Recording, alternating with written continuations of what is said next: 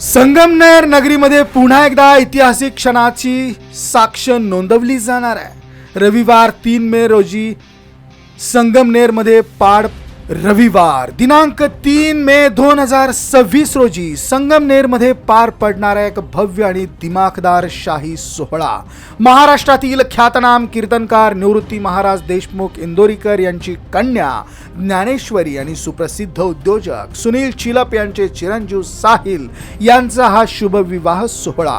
या सोहळ्याला राज्याचे मुख्यमंत्री देवेंद्र फडणवीस आणि उपमुख्यमंत्री एकनाथ शिंदे यांच्यासह अनेक मान्यवरांची उपस्थिती लाभणार आहे। गुंजाळवाडी आणि राजापूर परिसरातील तब्बल 10 एकर क्षेत्रावर उभारण्यात आलेला भव्य मंडप, नेत्रदीपक रोषणाई, आकर्षक स्टेज, VIP व्यवस्था आणि हजारो मंडळींसाठी आसन व्यवस्था तयार करण्यात आली आहे। स्वतंत्र भोजन व्यवस्था या ठिकाणी तयार करण्यात आलेली आहे। विशाल अशी पार्किंगची सोय करण्यात आलेली आहे आणि हा सोहळा एक भव्य उत्सव म्हणून साजरा केला जातोय। विशेष म्हणजे या विवाहासाठी 1 लाखाहून अधिक पाहुण्यांची उपस्थिती या ठिकाणी असणार आहे। संपूर्ण संगमनेर शहरात सध्या उत्साहाचं आणि जल्लोषाचं वातावरण निर्माण झालंय। विशेष म्हणजे याच ठिकाणी रविवारी दुपारी गणगिरी महाराज सप्ताहाचा ध्वजारोहण सोहळा देखील पार पडतो आहे।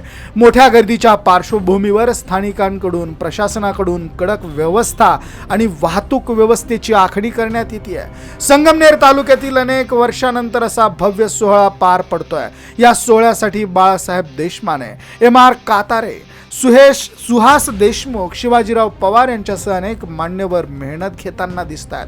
या सोहळ्याची चर्चा आता राज्यभर रंगली आहे आणि